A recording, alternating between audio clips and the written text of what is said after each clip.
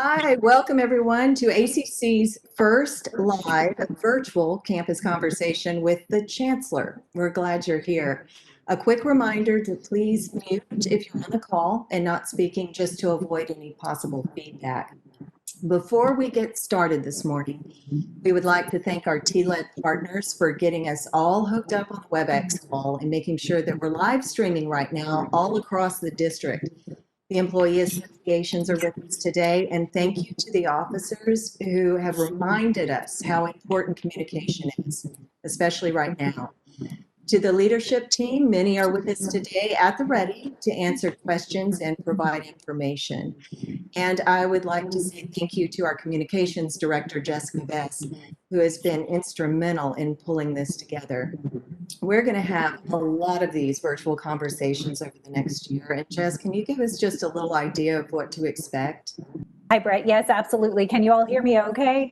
I'm hoping so. Our campus conversations have really been a tool for us to have a two-way conversation and dialogue with the employees of Austin Community College and all the college leadership. What we've realized that we want to really do is open up where we can share more information, but also get feedback and input from our community. So it feels and looks a little bit different right now as we've had to go into a virtual environment for our campus conversations. But I think the really exciting moment about this too is it's a little easier maybe to reach out to our complete district at this point too. We're no longer going from one campus to another. We're here for everybody all at once. What we can't do in this environment as easily is actually have that two-way conversation.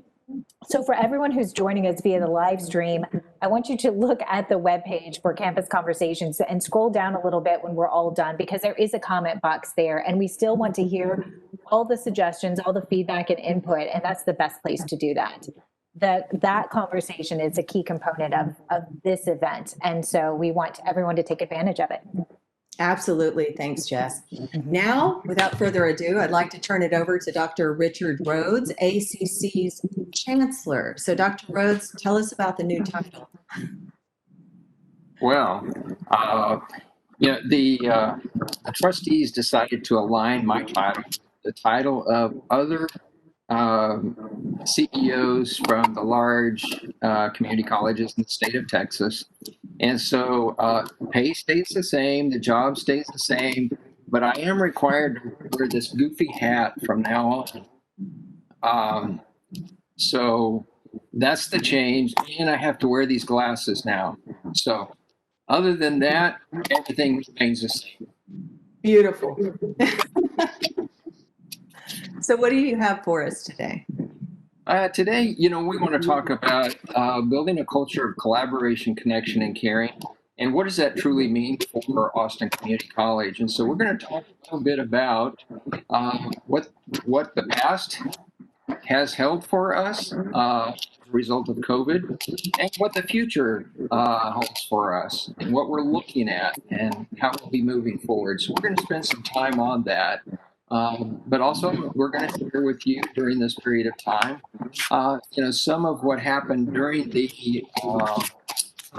we did the climate survey, and I want to talk a little bit about that at the end. So, also going to give you a sneak peek at what we're looking at for what are the priorities for this next year. For 2021, we're going to spend some time on that, and what are some of the accomplishments in this past year? So we'll spend some time on that too. So if you can go to the next slide, Jeremy. This is what I really miss. I really enjoy going to the campuses and actually having face-to-face conversations with all of you, and because when I can see you face to face, and unfortunately I can't see you right now. When I could, I could read your body language. I could tell when you were smiling, when you were frowning, when you were happy, you were full of joy, or when you were questioning, or when you were laughing at something that was said. And so, that's not possible in this type of environment. And I really miss that communication with each of you on the campuses. But virtually is great too. we're learning some new things about having virtual meetings and what a difference it makes in participation and the numbers of people. And I'm seeing this internally and externally, is the numbers of people who are participating as a result of virtual meetings because they don't have to drive 2 hours. They don't have to fly across country to attend meetings. And so all of a sudden participation is up, and the amount of communication that I've noticed people that in face-to-face meetings didn't used to speak up through either the chat box or raising their hand are speaking up now. So that is great for what's going on. If you can go to the next slide. So I've already told you what the agenda is going to be. So let's get on with the agenda. Next slide, Jeremy. You know, the transition to remote instruction and work, I can't say anything other than it was heroic to see how you responded, ACC, like to going from the middle of March to 2 weeks later, fully online instruction, fully online support services, student services. All of the administration and functions had to go offline. And so I just want to take this time to say how much I appreciate it. But just as a reminder of some things that happened is going to virtual delivery of education in a 2-week period of time. And we're going to go over some of what we saw as a result of that were really promising for the future for us. But the things such as, we did the pass, no pass option for students, allowed them, gave some grace to them to make some choices because many of them did not sign up for online courses at the beginning of the spring semester. So understanding the compassion, the grace that was necessary to make that transition. But also, we were fortunate, we got the CARES Act funding.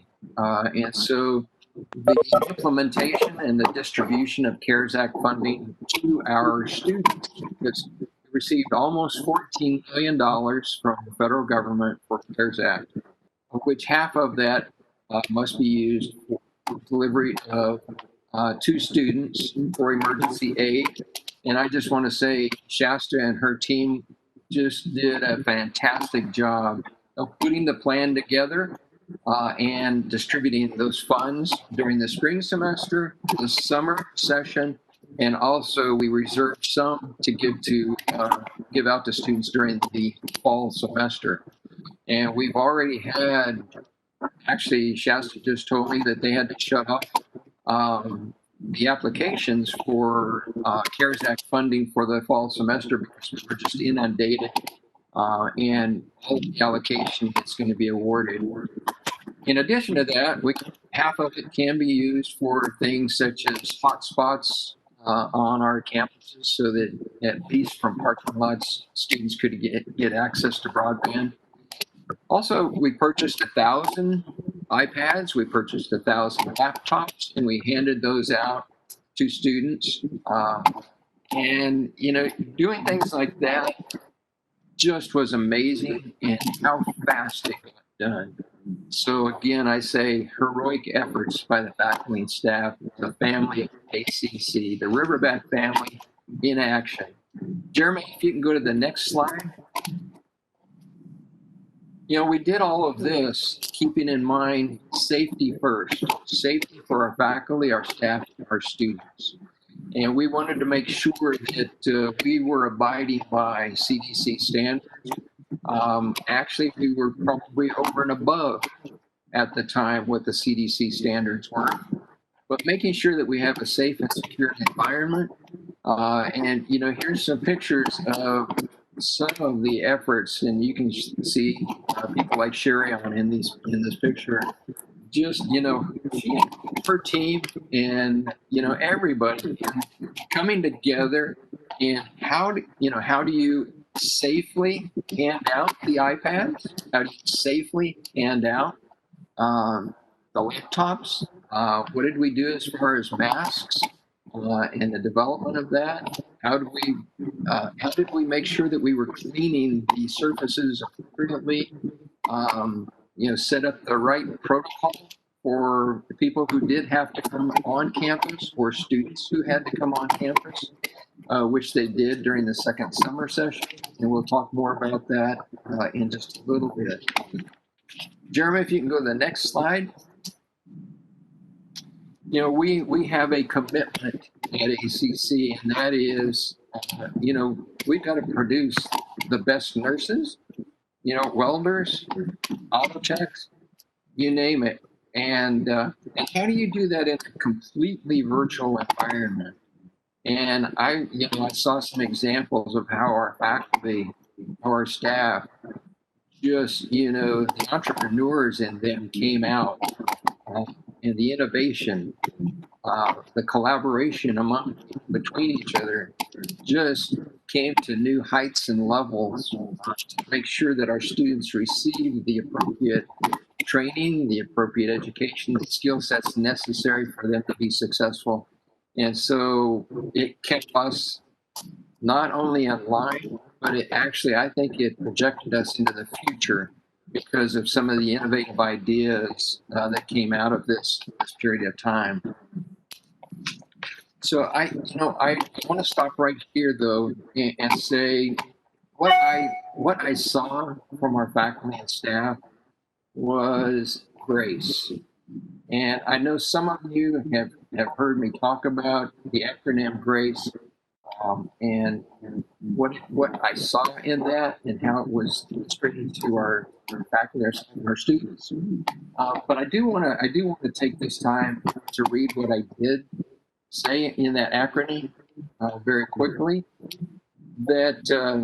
And most of you know that I do love to use acronyms, so bear with me on this. The G stands for growth, where our faculty, our staff, our students have had to grow and stretch in their utilization of technology and new communication strategies. The R is for respect. This was a time to respect the individual, to listen, to understand the pain and the hurt, the anger and the trauma that our students in our communities are facing. The A is for admiration. This is a time to show admiration for the perseverance and resiliency of our faculty, our staff, our students during these troubled times. And the C is for courage.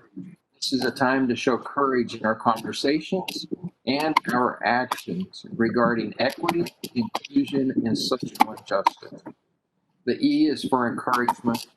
This is a time to encourage one another to show that we can work together, that we, ACC, can provide the hope to overcome these crises that so challenge our communities, our college and our nation. And I also went on to say that we, the ACC Riverbat family, believe deeply in equity, inclusion, peace, and justice. Through education, courageous conversations, and relentless action, our hope and desire is that healing takes place, and through passionate and compassionate leadership, our communities and nation will come together for the greater good. I've witnessed that type of leadership in you, my colleagues, and I have seen the grace that you have shown to your students and our community. And I take this moment to salute you, my friends and colleagues, and say it's an honor to serve you as the president. And I have to strike out president now and put chancellor in there of this extraordinary college family. So I really have seen the grace that has been administered during this period of time. Our students have witnessed that, and you're going to see that on this next slide in video. Hi, my name is Marissa Green, and I am studying at Austin Community College. When everything switched online, in the beginning, it was very challenging. I had really amazing professors. Being able to talk to an academic advisor reassured me that this is what I want to do. I still want to transfer. I still want to make films. Nothing could get in my way. So don't quit. Don't quit. Don't quit. We're all in this together. The location doesn't matter, online or in class. You'll find the strength to push through. Awesome job. So, Jeremy, if you can go to the next slide. So, what is the future of online learning? And recently I read this article that talked about the day and age that we are in today, and it has been moved forward aggressively in what they are calling the fourth industrial revolution. It's called the digital transformation age. And, you know, it's an age of maximum and accelerating disruption. Boy, have we witnessed that past 6 months. But the reality is that, you know, with mobile technology, mobile communications, and the changes, the daily changes in technology, and the explosion of you know, social media and how we utilize social media throughout has been you know, daunting in this age. And that's just the beginning, you know, because we're also looking at what's happening with augmented reality, virtual reality, mixed reality, artificial intelligence. What is happening right now, and what do we as ACC need to be prepared for, and how can we move aggressively and into the future with these new technologies? So I say that, you know, this is really just the beginning of that, the future of online learning. It is not going to stop, it's going to continue. And we are getting better at it. Thank you for taking the professional development necessary to learn more about the delivery of education and moving into this digital age. Jeremy, if you can go to the next slide. So the question is on everybody's mind is, what about reopening and what's going to happen? How are we going to do that? We're going to do it slowly. We're going to continue to look at the data on what is happening with COVID-19 and the spread. You know, what we don't want to do is make some of the mistakes that some of the other higher education institutions around the country have made, and they tried to open too fast, too much face-to-face too fast. And as a result, you know, they get 2 weeks into a semester and they have to kind of close down and send people back. We don't want that to happen at ACC. And so we're being very strategic on how we move forward, keeping in mind, number one, is safety and security of our faculty, our staff, and our students. And so looking at what the Texas Higher Education Coordinating Board directives are, looking at CDC guidelines, and then looking at the community and what's happening with the health in the community. So next steps, you know, going into this fall semester, we made the decision fairly early that if it could be done online, it would be done online. That there are some areas of instruction that we have to have some face-to-face. And so in the CTE courses, many of those came back face-to-face in the second summer section. And knock on wood, we have not had incidences of COVID being transmitted on campuses. I think we have to date only 8 incidences of a faculty or staff member who has had COVID-19 but not communicated on campuses, and following the strict protocol, did not come in contact with other employees. We've only been notified of 4 students during this period of time. because of the protocol, did not did not transmit that on campuses. So we're very fortunate and very happy that all of the steps taken were necessary steps for the protection of our faculty, staff, and our students.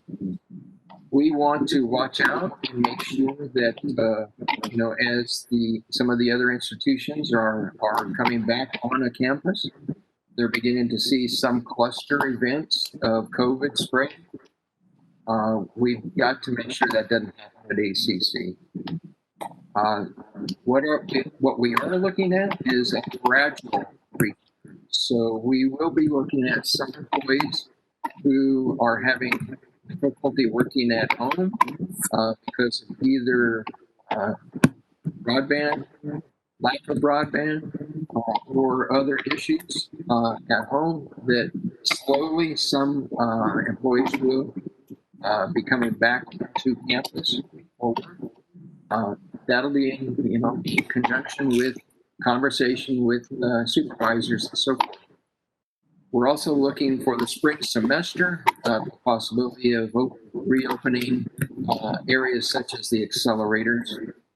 But I would say that most of the instruction will continue to be virtual in the spring semester. According to all the health officials, they are expecting an additional spike during October, November timeframe. What we have to do, nobody knows the answers to what's going to happen with COVID-19.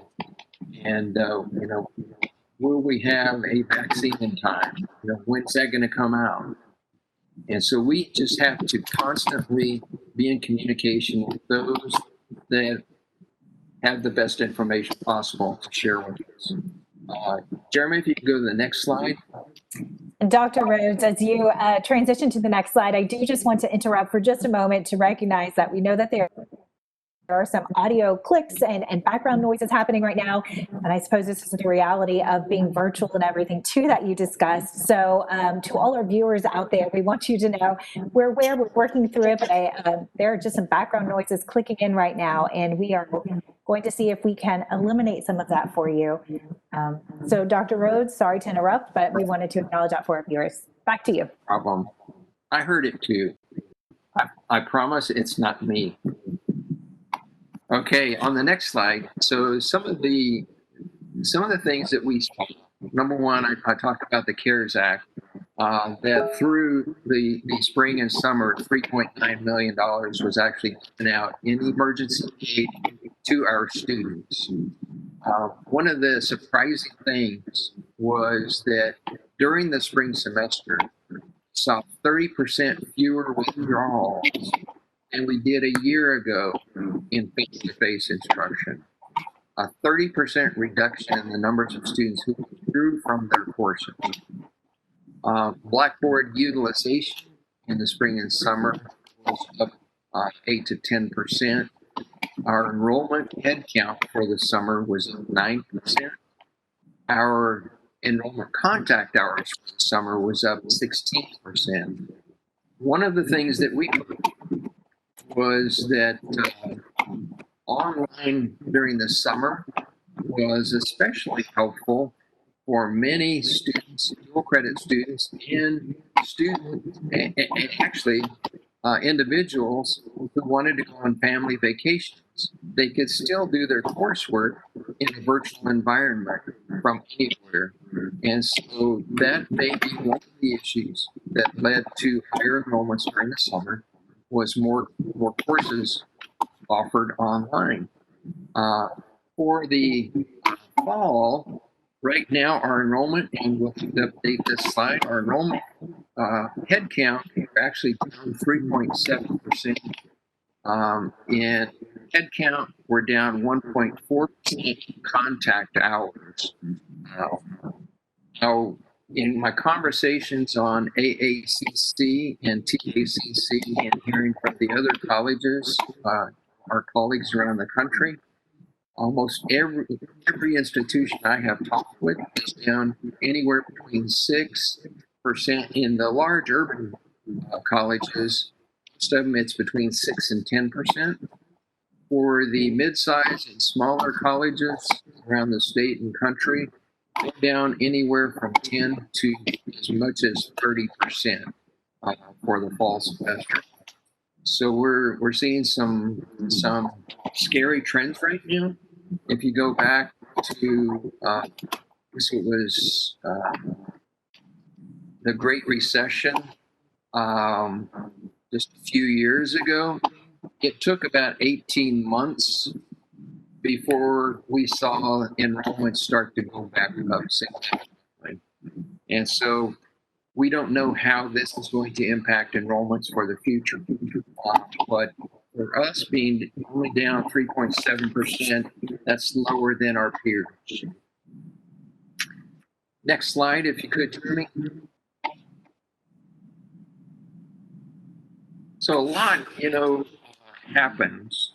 And in order to improve graduation rates, that's not something that occurs overnight. It's a series of actions to make things better for students, to persist and to graduate. It's such things as guided pathways, such things as the utilization of the accelerator, prerequisites, such as in math. You do agree with utilization, knowing for students to know where they are in their path. So a combination of these actually leads to improved persistence of graduation rates. So you can see here that just in the past 5 years, we've gone from 4.2% to 15.3%. And we're finishing the 2020 year, so we have that data. We'll be looking at that when it comes up from the coordinating board from iPads. But I think you're going to be excited and pleasantly surprised when you see the next number that'll come out next month or so. To go to the next slide. So this is a piece of information that we get from the Texas Higher Education Coordinating Board, and looking at all of our counterparts, the large urban colleges from throughout the state of Texas. We're number one in transfer students to universities and completing their bachelor's degrees in 4 years. We're at 72%. Colin, historically we've been in competition with Collin College, and it's kind of gone back and forth, but we're number one, significantly higher than many of our other counterparts. And that doesn't happen by accident, it happens intentionally because of you. And so again, thank you for making our students stronger and making sure that they can succeed when they do transfer. Jeremy, if you can go to the next slide. So every 2 years, we do a whole Levitt survey to see are our students satisfied with the services that they receive from ACC.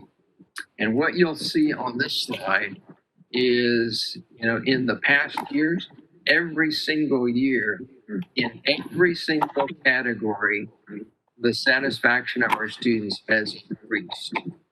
Not only that, but if you take a look at the very last bar on each one of those areas, that is how do the students at our peer colleges, national cohort colleges, how do they rank compared to us? We are higher in every single category than our peer colleges across the country. And our peer colleges that go into that are large, urban, multi-campus institutions that we're being compared against. So colleges like Valencia College in Orlando, Florida, Maricopa Community College, Phoenix, Arizona, Dallas, Lone Star in the state of Texas, Alamo. But it's the large urban multi-campus colleges. So again, thank you for making a difference in our students' lives, and our students recognize it. They know it, they feel it. And so thanks for making that happen. And 91% of the students on the survey say that we met or exceeded their expectations in every service level. Jeremy, if you can go to the next slide. Dr. Rhodes, real quickly, as your timekeeper, I would like to let you know you have about 10 minutes for the presentation. We want to make sure there's plenty of time for Q&A. Thank you. Right. In other words, that's a cue for me to speed it up. Okay. So the next one, save the date, Friday, September the 25th, the General Assembly, College of the Future. And so we're going to be talking a lot about that. We're going to have a lot of dialogue and conversation during this year about what is the College of the Future. You know, and a lot of that is being addressed right now in the development and the update of the academic master plan, as well as taking a look at where are we with our master plan. And so you're going to hear more about that as we move forward into the October-November timeframe of the AMP and the facilities master plan. So if you can go to the next slide, Jeremy.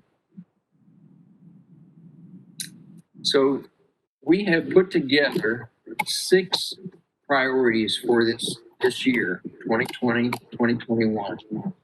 And for each one of these 6 priorities, there are some bullet point action plans. I'm not going to go through those today, but I am at the General Assembly. And so stay tuned for that. But just in general, we're going to reduce equity gaps. We're going to modernize ACC's technology resources. And I think all of you know that we're implementing a new ERP system. And over the next 3 years, the human resources and the finance modules will be implemented this year. So this time next year, we'll have those 2 modules up and running. Provide exceptional online education and what it's going to take to make sure that that happens. Help Austinites get back to work. So we're really talking about short-term intensive training programs, increase course success rates, and foster a safe physical and cultural environment. And just today, I just wanted to spend just a little bit of time on number 1 and 2. We'll talk about reducing equity gaps. I did want to introduce to you, because some of you have met him, but most of you probably have not. And it is our new Chief Equity, Diversity, and Inclusion Officer, Mr. Larry Davis. So Larry, I know you're on there. Can you talk just a little bit about what's going to happen this next year? Thank you, Dr. Rhodes. Well, first of all, just very quickly, 2 highlights in the interest of time. We're excited about a new and permanent equity council that's going to serve as an advisory to your cabinet in the areas of equity, diversity, and inclusion. This cabinet will also evolve to the principal clearinghouse that any stakeholders from the Riverbat family can utilize and collaborate with to help build our district's capacity for increasing success in equity across racial, ethnic, gender, income, or other differences of the people we serve and whose lives we impact. We will not replace nor preclude any unit, program, department, or external body of ACC from its own equity initiatives, but we will be available for technical, networking, and incentivizing support to supercharge or enhance that body's equity efforts. And this council will be very inclusive and cross-sectional of the Riverbat family. It will be composed of a main council augmented by 5 permanent subcommittees. And we anticipate that the district constituents benefiting from the great knowledge and cultural wealth of the individuals serving his members. We'll have more details about the council and how to apply for membership later this month. And of course, we have some cultural proficiency training initiatives underway to also help on the faculty instructional side as well as the staff. So, Mr. Chancellor, it's going to be a great year for equity, and we're just looking forward to being of service. So thank you again for this moment, sir, and go Riverbats. Thank you, Larry, and welcome to ACC. You know, and he was struggling at first to give us the Riverbat sign. Thanks, Larry. You know, the one other area I wanted to have somebody just a couple minutes on is when we take a look at our strategic enrollment plan, which is a part of this. So I wanted Shasta to talk about that. So, Dr. Shasta Buchanan, you're on there. Good afternoon. Thank you, Chancellor Rhodes. Just wanted to first say a big thank you to Dr. Melissa Curtis, Dr. Gretchen Real, and Jessica Vest. They are serving as tri-chairs to move our strategic enrollment planning process forward. And so they have worked with a large group, and I hope you all will be able to tune in at the next board meeting, and they'll provide a presentation in more depth about the program and also the team across the college that's working on the strategic enrollment plan. And so just so you can understand, the first step of this process is really about how do we create this interdependent cross-college process to support students as they're coming in or onboarding into ACC. We're not eliminating the need to support our students that are continuing. We've done an exceptional job with that if you think about the data that Dr. Rhodes has just shared. But we also want to make sure that that process is seamless for new students that are interested in becoming Riverbats, and how we welcome them, how we onboard them, how we provide them the support they need so they can come into the college successfully. So that strategic enrollment planning process will start really with thinking about our guided pathways. We've looked at what do we want to increase? We want to have measurable goals. So the committee is looking at the data, looking at trends to determine what should our measurable goals be as we're increasing that new enrollment into the college. And then they will develop those strategies and action plans. Just keep in mind that we will build this plane as we're flying it. So as we identify low-hanging fruit, if you will, we will continue to support and take action on that as well. And then in December, once the plan is completed for new enrollment, we will transition into that retention part of strategic enrollment planning. So thank you for giving me the opportunity to kind of give a little update about that. Great. Thank you, Shasta. So if we could go to the next slide. Okay, and you know, just prior to the breakout of COVID, we had conducted a climate survey of the faculty and staff. And so I wanted to go over that. You know, we got an update this past week about that. Good participation rate. I think it was 29% of those, of all of the 6,500 employees that work here were sent out the survey, and I think we had, like I say, 29% respondents.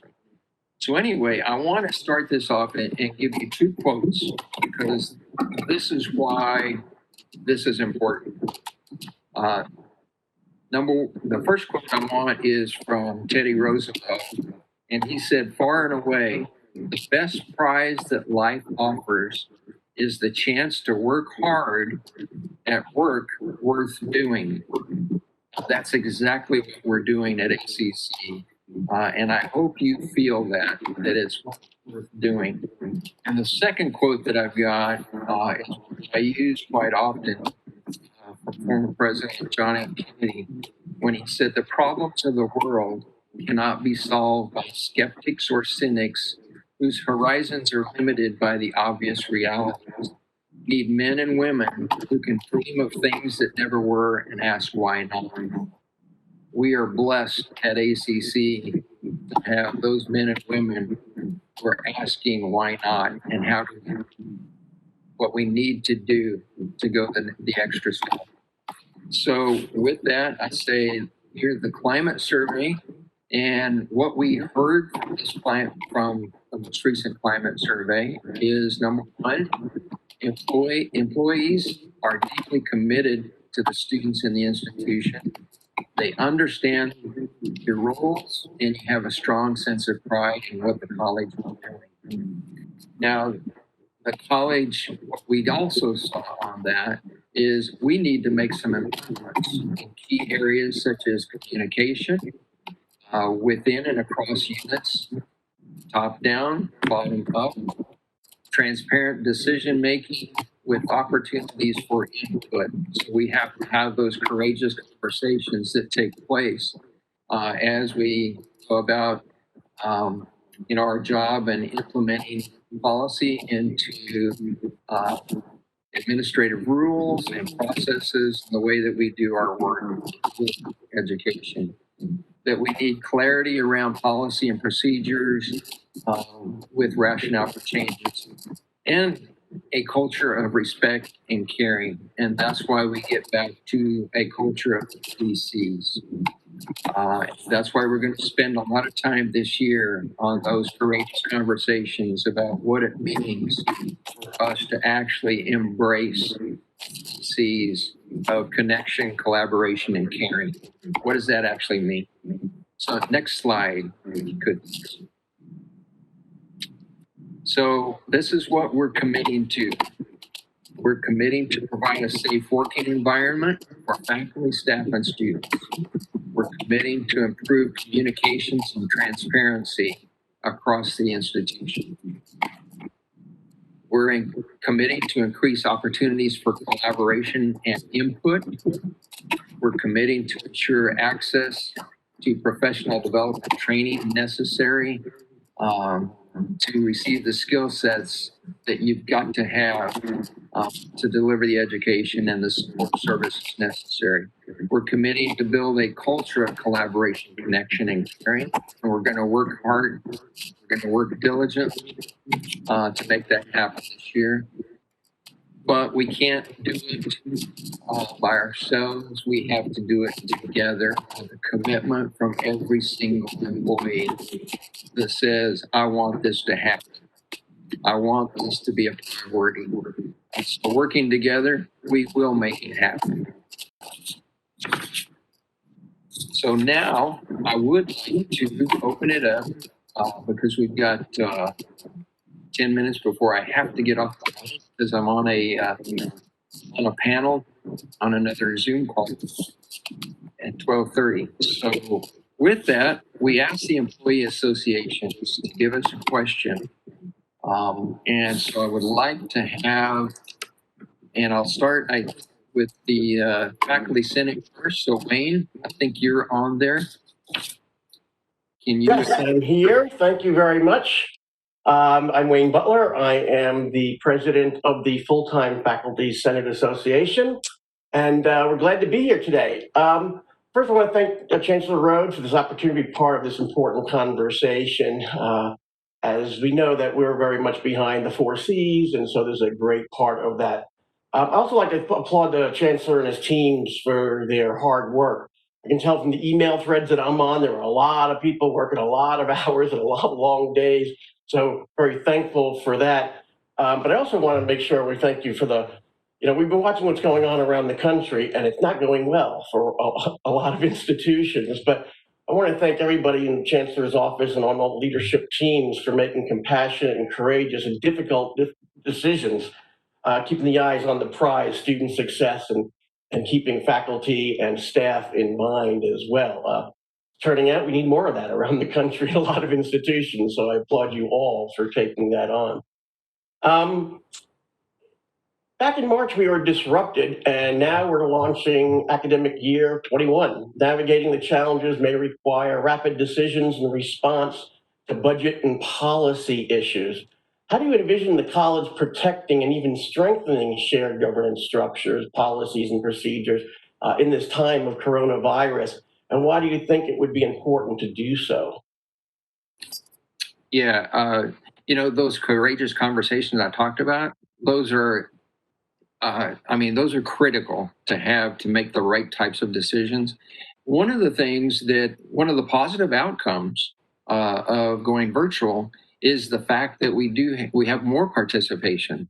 And so in, on each of the councils, I'm hearing from both Neil and from Mike that there's greater participation in helping to address the needs, in the future of where we're headed. But on meetings like this, when I used to do the state of the college or go out and have these sessions on different campuses, because of travel or because of trying to get over to the building or that area, we didn't have a lot of people showing up and not a lot of participation. But what we are having on a virtual connection is much greater participation. And so I think this is actually going to enhance the ability of communication and getting better feedback from more people.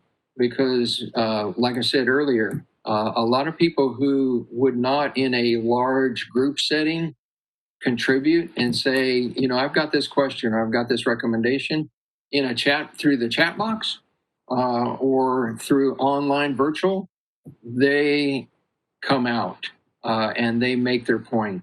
And we see that, we hear it, and we take that into consideration. And that's a part of shared governance. So thanks for that question, Wayne. And we have a commitment for that transparency, for that communication, and for those continuing courageous conversations to make the correct policy. Great, thank you very much. We look very much forward to partnering with leadership and the other associations to all pull together and getting us through this thing. So.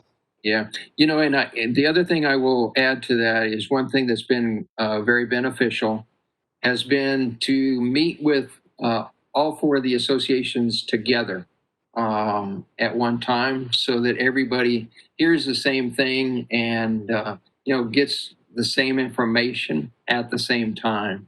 And so we're excited about that. Oh, great. Thank you very much. One thing I didn't mention that I should, that we are going to the board with a recommendation that we give a 2% salary increase effective September the 1st.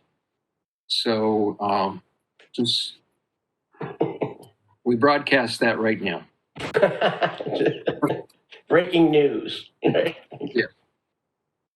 So the next question is from the Adjunct Faculty Association. So Don, I see you're on there. Yes, thank you for giving us the opportunity to speak with you.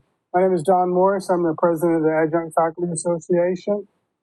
And Dr. Rhodes, I want to go back to your GRACE acronym. That really hit home to me. And the question I have relates to the growth and learning new technology as we go. Back in Friday the 13th, March 13th, we were all thrown into this great chasm. And I got to say, the college did an excellent job of educating faculty, blending with the new technology and saying, how can we do this? And we really did, threw our resources primarily into the faculty, and rightly so, because that was the foundation of how we could expand learning. Moving forward, faculty have frequently asked me this, is many students are not prepared for the online learning. And is it possible to have Blackboard orientation for new distance learning students in conjunction with or prior to spring semester? That's an awesome question. So awesome that I'm going to see if Charles or Mike want to kind of speak on that. Thanks, Dr. Rhodes. Don, thanks for the question. We just got word earlier this week that a $2.7 million Title V grant has been awarded to ACC. Thanks to our AVP of Distance Education, Erasmus Adai, and our VP, Mary Harris. They put together an outstanding proposal that is purposely intended to reach out and assist students in online education. It's going to support faculty development. It's going to support early alert, and it's going to support wraparound services for our students. As you know, traditionally, our students have struggled in distance ed, not doing quite as well as they do face-to-face. And disproportionately, that does impact our students of color and our students of low income. So this grant is coming at an excellent time, and we'll be getting out more details as to how we can involve faculty and staff in execution of that grant. So certainly we do want to do more as possible. As you know, we expanded our Blackboard access so students would have 24/7 support from Blackboard. But we have more to do, and we welcome your participation in that effort. And Dawn, I would just add also that we're looking at, we have a lot of online help for students with tutoring and a lot of other areas. One area that we've recognized, and so we had that discussion yesterday with TLED, is we really need a technical help desk for students, which is a little different than our technical help desk, which works very well for employees, I think. And so we're also looking at other solutions like that to add on as well, and potentially some training for students to understand the technology better too. So yes, good question, and we're looking at that. Thanks, Mike. Thanks, Charles. I'm going to go to Classified Association, Miguel, and I am going to have to drop. I apologize. I'm going to have to drop off in about 2 minutes, but we will finish the questions with the cabinet that's on here. So Miguel. Thank you, Dr. Rhodes. Our question has to do with the new ERP system, Workday. How do you imagine training employees on this new system, and what's the time frame? What is the time frame we're looking at to actually fully implement the whole system throughout the college? That is a perfect question for Neil. He's right in the middle of implementation.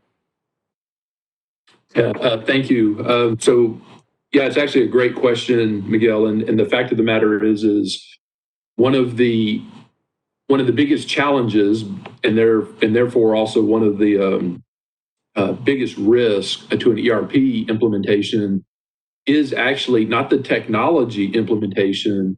It's actually the rollout to the institution, and therefore the training and getting everybody on, basically up to speed and buying in to that new solution. And so we know that we've talked to others and tried to learn from others, and therefore we recognize that there is going to be a very significant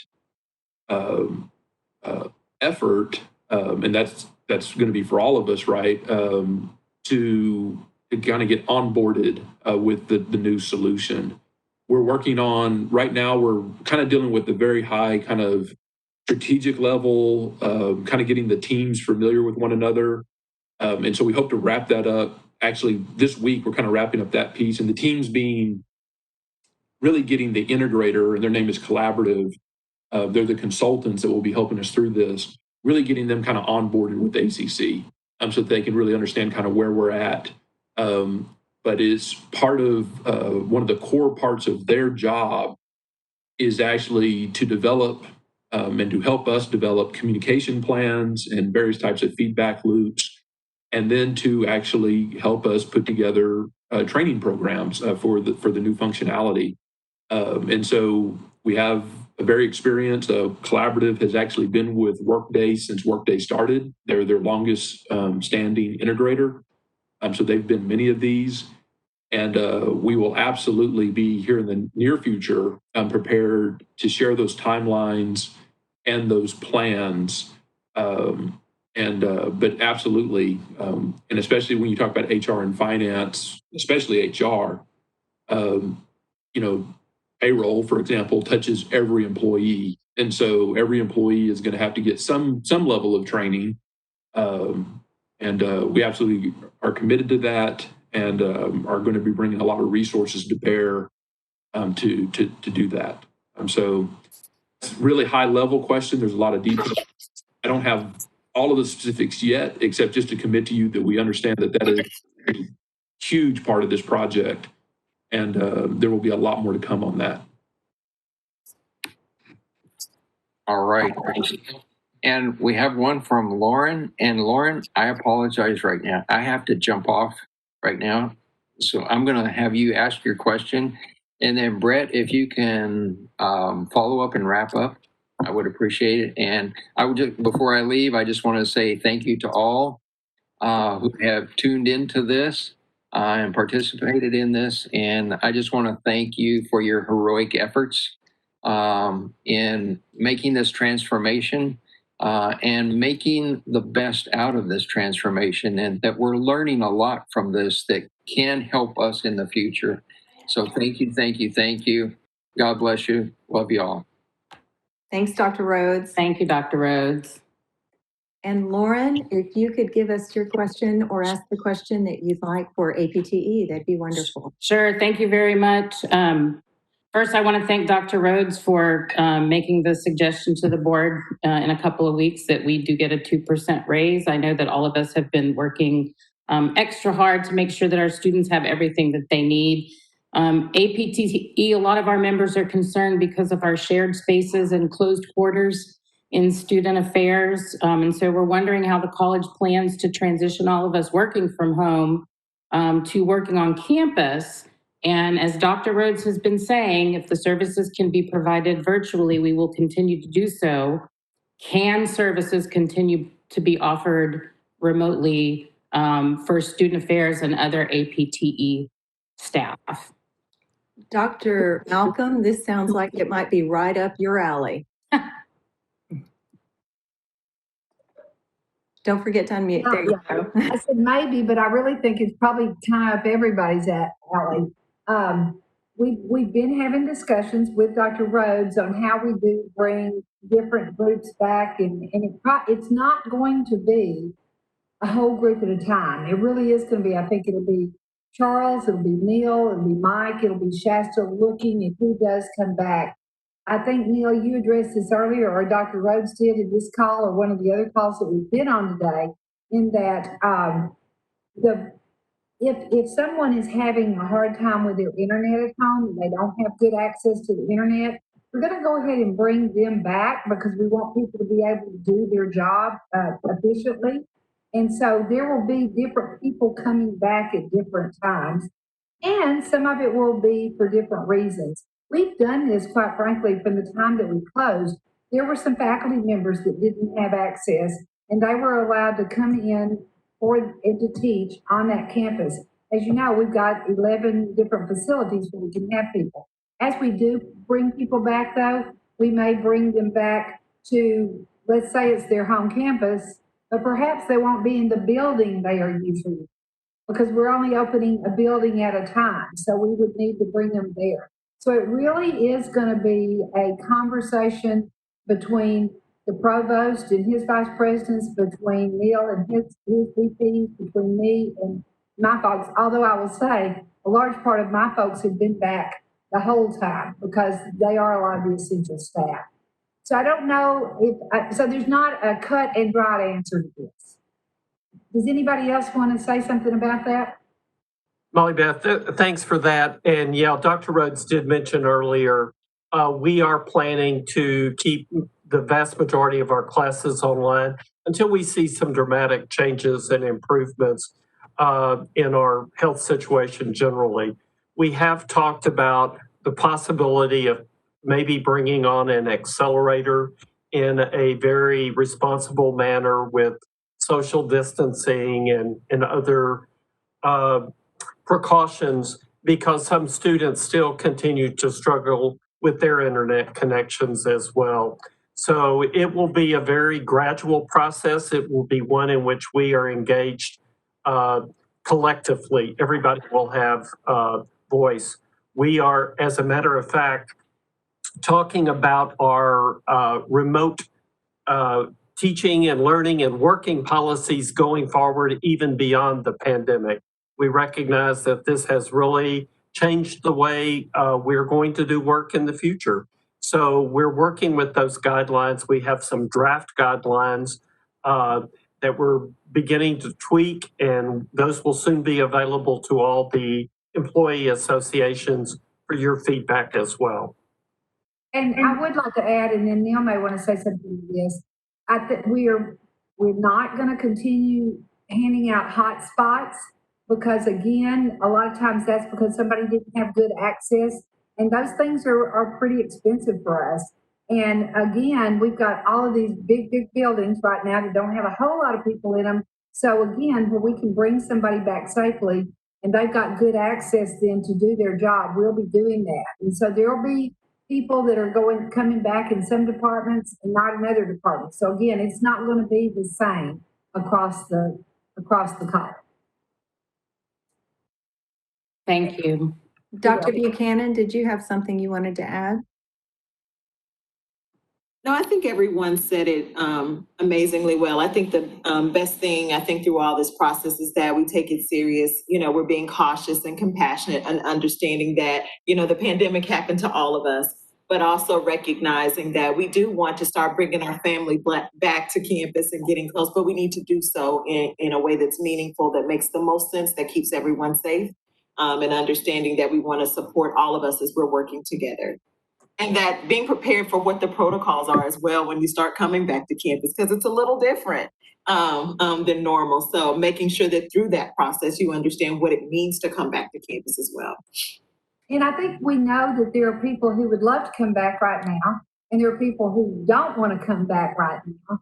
And that's, again, why it's a very thoughtful process with the EVPs, the VPs, the supervisors in those decisions. Excellent. Thank you guys very much. I want to thank everyone for joining us today. I think it was a great start, and we recognize that we're going to make improvements, and we're going to figure out what the audio issue was. It got a little bit better at times. Between us, I think it was Dr. Rhodes, but don't tell him. We'll have to visit with him. Away when he got off. Yeah, so we'll work on that and we'll get better and better. But I think you guys see the benefit of all of us being together and having a conversation. So expect these to continue. Please remember, this one was recorded. It will be posted to the Campus Conversation webpage. And we also have that comments section that Jessica was talking about. So let us know your questions. Let us know your topic ideas. And we'll build this engine together and move it down the road together this year. So with that, on behalf of Dr. Rhodes, our leadership team, thank you for being here today. It was a wonderful dialogue. So we appreciate you. Have a great day. And hey, have a great long weekend. Bye, everyone. Happy birthday.